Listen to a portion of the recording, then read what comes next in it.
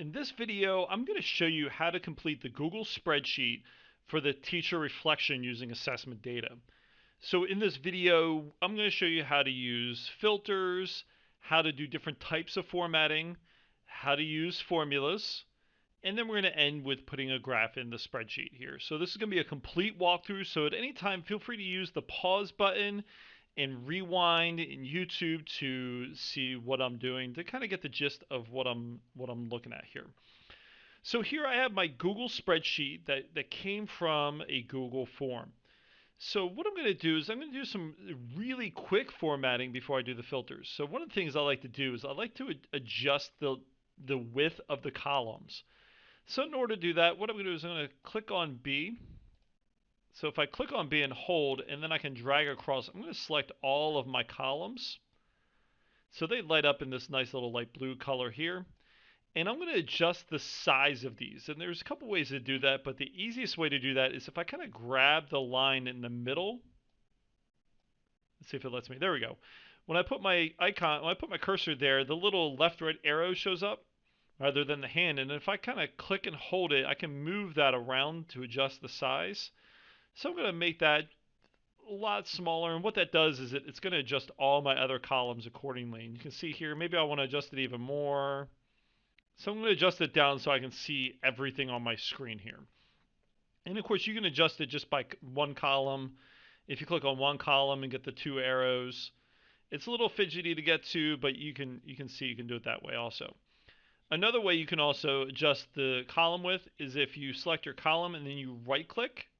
You can also click on resize column, and if you're a type of person that likes like a very specific number or a round number, of course you can select whatever number you want inside of that, or hit fit data, and you can see here just that one column adjusts also. So that's my first thing, is I like to adjust the columns. I also like to make everything left aligned. That's just me. So across this toolbar here, you can see you have a place to change the font and the font size, bold, italicized, strike through. But if you keep going over, you can see there's a horizontal line, and I'm going to go ahead and just select that, and it just kind of shifts all the numbers to the left. I like it. You might be a right aligned person or a center. Whatever floats your boat for that is all good. So now what I'm going to do, another thing I like to do in the very beginning is I like to make all my headers in bold so I can see what I'm looking at. So I know that I can see first name pretty quickly, or if I want to go to concept 6, I can find that. Sometimes it gets blurred in if you don't do that. So now what I'm going to do is I'm going to put a filter on each one of these columns. What the filters do, it's going to allow me to sort the data easily. So what I'm going to do is I selected my headers all the way across. And in that same toolbar where there was the horizontal line, if you go over to the right just a little more, it says create filter. It also has a drop down for different views, but I just like to just hit the generic create filter button. And you can see there are these little triangles that show up. The reason why I like this is that underneath in the column E where it has block, I had students that took this at random times, and I might want to sort all of my data by block. What that does is it's going to make it easier to put the grades in the gradebook. So I can actually hit the little upside down triangle and sort A to Z, and you can see now all of my blocks are sorted on my A days first, and then you see my B days there. So it just helps. Of course, you can sort it by last name, you can sort it by score now, by concept, all of those good things, you can play with that. So those are the filters, some real quick formatting. If you need to take a pause at this point and rewind to the beginning to kind of get a feel for what I just did, feel free to do that, because the next part, what we are going to do now is we're going to add some formulas to this spreadsheet here.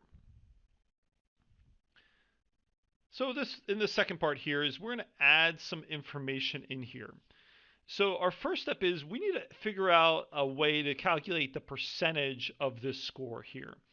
And so some gradebooks are configured as raw score, which is just the point total that they got. Some gradebooks are configured percentage. So we're going to practice with percentage here.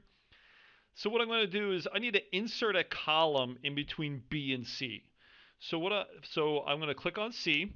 If I right click on C, I can insert one to the left or one to the right. Since I selected the column, it's assuming that I want to insert a column to the left or to the right. So I'm going to select to the left, and it inserts a blank column there. And I'm going to type in the word percentage. So now I have to put in a formula for percentage here.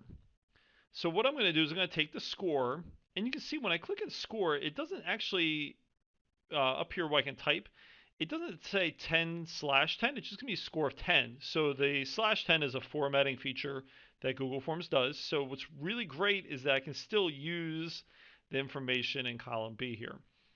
So to figure out percentage, I'm going to press the equal sign, and I'm going to click on B2, is going to be the score. And then I'm going to do the slash and then out of 10. So what that's going to do is going to give me a percentage. So I press enter, and you can see here it gives me a 1.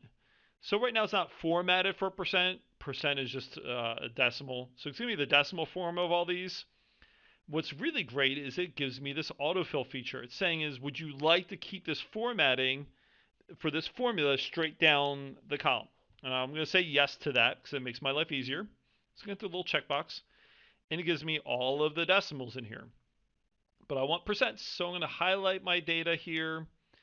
And in my toolbar, you can see where the $sign is. There's actually a format as percent. So I'm going to click that.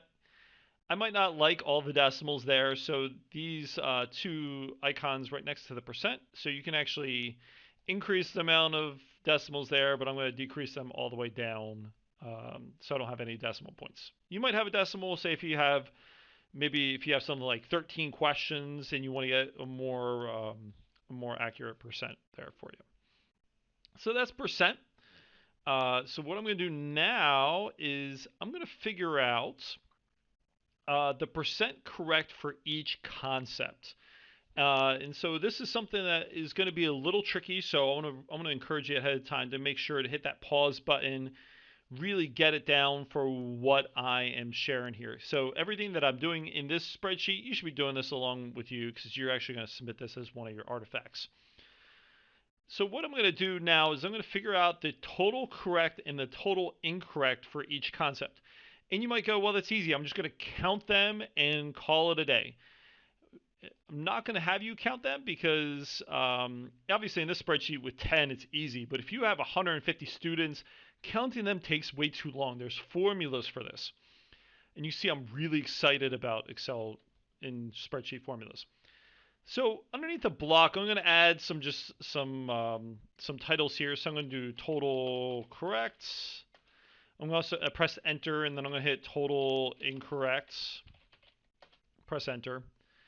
And then I'm going to add a couple, do a couple spaces here, and then I'm just going to do percent by question. So these are the three formulas we're going to use. What I'm going to do is I'm going to highlight these. I'm going to right align these because they kind of bleed over into the next cell.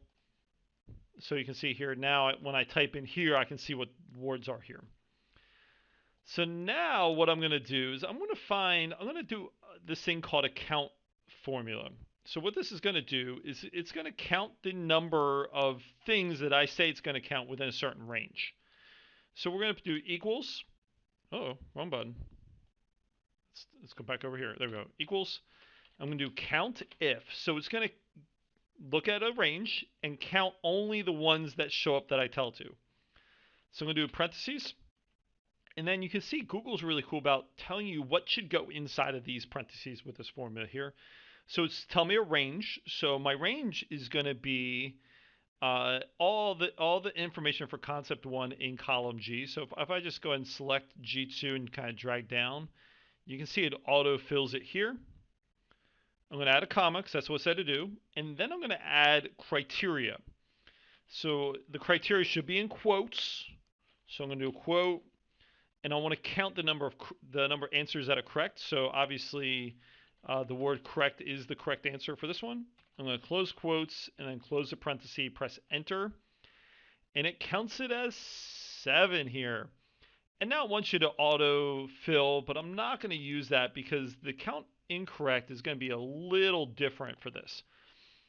So for my count incorrect, I'm going to use the same concept. I'm going to do equals. Oops, Come on, computer. My computer loves me sometimes. There we go. Come back over here. Equals. I'm going to do, there we go, count if, and I'm going to give it the range, so it's going to be the same range we're going to look at, comma. And now I'm going to count the ones that are incorrect, right? But you have different choices. I have incorrect 2, incorrect 3, incorrect 1. So what I'm going to do is I'm going to count the ones that do not equal the correct answer. So I'm still going to use my parentheses. I'm still use my quotes, right? It says the criteria needs to be in quotes. And in order to do not equals, it's actually the less than and the greater than symbols combined together like you see on your screen. That's going to tell this formula that we're going to count the ones that do not equal the correct answer. So I'm going to do does not equal correct. I'm going to close the quote. I'm going to close the parenthesis and press enter. And you can see here it counts 3 incorrect answers, which is amazing. And so you might go, man, that's a lot of work for one column. I still have 9 other questions to do. What's really great about Google Sheets is that if I click on the cell where the first formula is, there's like this little box that shows up in the bottom right hand corner. What that means is that I can drag and copy this information to other cells, and what it's going to do is it's going to recognize that I put it into a different column, and it's actually going to adjust the range for me automatically. So if I kind of click, hold, and drag across to all of my questions, you can see here is that it counted the correct answer for all of these columns. And of course, this demo is easy because the correct answer is correct. So what's really great is that you can go into this formula, you can change this information here to whatever the correct answer is, and then move on to the next column, whatever the correct answer is, and so on and so forth. And what I'm going to do, I'm going to do the same thing for incorrect. Just kind of drag it across. And what's really nice is that it does all of the work for you. Super amazing that I'll have to retype that another 9 and then another 9 times. So lots of times there. So now we need to do the percent by question. So what we're going to do is we're going to hit that equal sign, and we're going to do the total correct. So I can click on just the cell, because what's going to happen is when I copy that information, I don't want to type 7 in, because then it will copy 7 across the whole way. But if I do the cell, it's going to auto adjust each column for me. So I did the cell, divided by, and now I need to find the total number of questions. And of course, you might say, come on, Bill, there's 10 questions. It's super easy. I'm just going to write 10.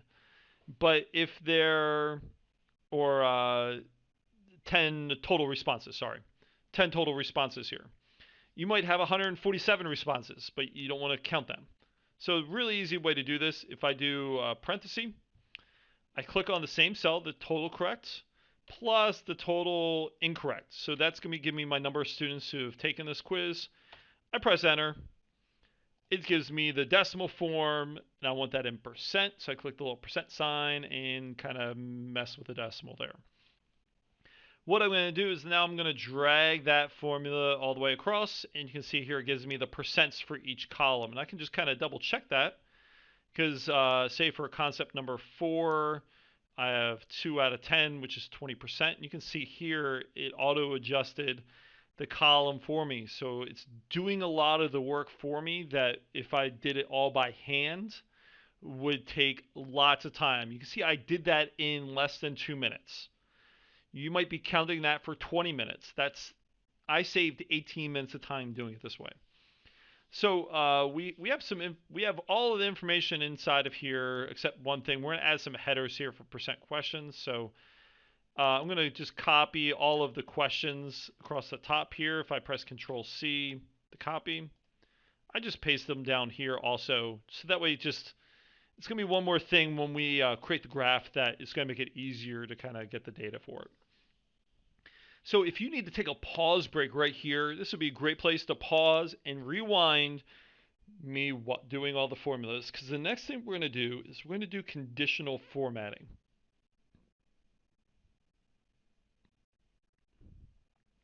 Now we're going to jump into conditional formatting. What this is going to do is it's going to light up our data certain colors to make it easier to see any kind of Weak areas of the teaching, any students who need remediation, we're going to see that a lot better. Because right now our data, we just see numbers and a whole lot of words, and we need to kind of start to visualize it. The better we can visualize it, the quicker we can analyze it.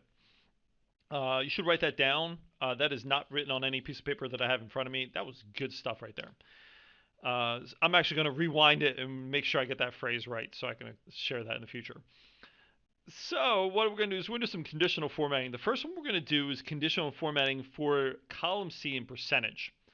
So what I'm going to do is I'm going to highlight my information, and conditional formatting, surprise, surprise, is found under the Format button. So I'm going to click Format and Conditional Formatting. So all that is based on the conditions, the format rules that you see over here on the right. Based on these rules, it's going to add some colors. You can make it change fonts. You can add bold, italicize. You can do some different things.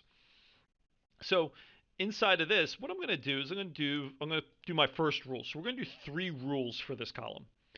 So the first one, you can scroll down, and if you click there, you can see the format rules. There's a lot of rules. You can do custom one. But for this one, I want to do a rule that the percentage is going to be greater than or equal to 100, or greater than or equal to 80. So I want that to light up green. So I want to be able to see my students who get it and get these concepts quickly. So I'm going to do 0.8 as a value for 80%. I'm going to light it up a super obnoxious green. Do a little neon green there. And then everything looks good. You can see here my conditional formatting is starting to work. I am not going to press done here. I'm going to add another rule. And what's really nice when I do that is it keeps all the information I just put in here as like a starting point. So my next one, what I want to do is I want to create a rule for kids who scored under let's do under 60%. Okay, so these are kids who failed this quiz. So what I'm going to do is I'm going to click on it and I'm going to do less than, and you can see here, don't worry about the formatting right now because I'm not done. Less than 0.6, so it's not going to include 60%, so that would be less than or equal to. And I'm going to light these kids up in a red color. So you can see here my formatting's working. 60% hasn't done anything with it yet. And I think we're good to go for this one. So I'm going to add a third rule. So the third rule is for my kids who are kind of like in between. So I'm going to another rule. And for this one, I'm going to do, for this one, kids who scored less than 0.8. I'm going to change them to yellow. So what it's doing is it didn't change my 30% because it applied that rule first. So now when I press done, you can see I have 3 rules. It's going to execute these formatting rules in order of how I do this. So if I selected the value for 0.8 first, it would light that up first. So you can see here, I'm done for this from my percentage. You can see now I can start seeing things a little better. I can see I have kids that scored really well. I have 2 students who I need to remediate, and I have 2 students who are on the verge of mastering the content who just need a little extra help here. So I'm going to close down this conditional formatting. And now what I'm going to do is I'm going to do the formatting for percent by question here. So what this is going to do, as the percent by student was the students I need to remediate, the percent by question is going to give me some information about how well I taught the concept. So did my students understand my teaching to the point that they can apply it here for this assessment? So I'm going to go ahead and highlight my percents. Across here, I'm going to go to Format and then Conditional Formatting. And what I'm going to do is I'm going to go ahead and, oh, wrong button. I'm going to go ahead and do the same formatting rules I did for percentage for the students. I'm going to do by question. So I'm going to do is greater than or equal to 0.8. I'm going to light that up green. I'm going to hit add another rule. I'm going to do now is less than 0.6. I'm going to light that up red. And go, uh-oh, concept 4 was a little ish. Now I want to do one more rule. So let's hit the add another rule button. And then I'm going to do less than 0.8. Let's light that up in the yellow color there. I press done. I have 3 rules. I can close it out so I can kind of see everything better. So you can see here my green concepts, like I did a really great job. Kids totally understood those concepts.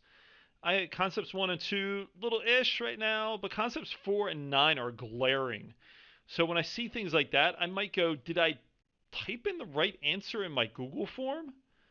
Or did students just really miss this? What do I have to do to better my teaching so students understand these concepts better? Those are some great questions to ask if you have a whole class that's missing a question. So 2 things. Did I make the quiz right? And how can I adjust my teaching to make it better? So now I added these formatting rules inside of here. I'm actually going to do a little bit more conditional formatting. I'm going to do this by correct or incorrect here. So what I'm going to do is I'm going to highlight, I'm in column G right now. I'm going to highlight my data there. I'm going to go to formatting. I'm going to go to conditional formatting here. And now what I am going to do is it's going to be a little different. So I'm going to format cells if the value is equal to the word correct. What's really cool about using this is that you can use words or numbers. I'm going to light that up green. I'm going to add another rule, and I'm going to say if it is, not greater than, that makes no sense. If it is not equal to correct, I'm going to light it up red. So you can see here it's looking for that exact phrase, even though it has the word correct and incorrect, it's finding that exact phrase when we use is not equal to. I'm going to press done, and you can see here I have my two conditional formats for this concept. And what we're going to do is I'm going to do that for the rest of these, so the video will fast forward as you watch me just kind of repeat this process across the board here.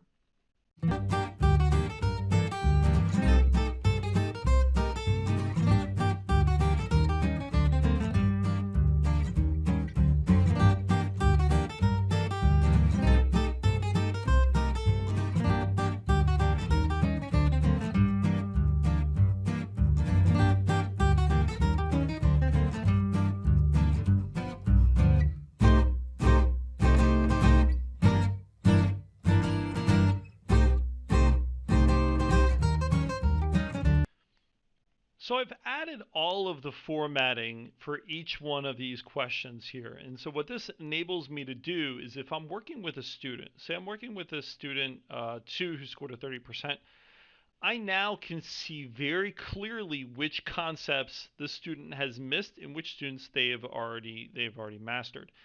It just makes everything easier to see. The more visual we can make it, the easier it is to analyze the data here. So that's it for conditional formatting inside of this. So if you need to pause this section and rewind, go ahead and do that, because the next part here is we're going to end by making a graph. So now we're going to completely visualize the data by making a bar graph.